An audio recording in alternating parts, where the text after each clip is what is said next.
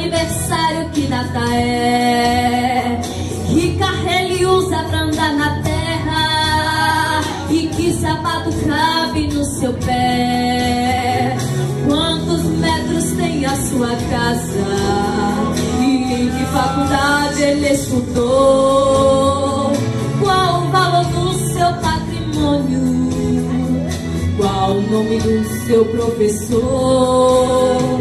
Quem lhe ensinou agronomia? E em direito é muito mais que bacharel. Nas palmas das mãos cabem as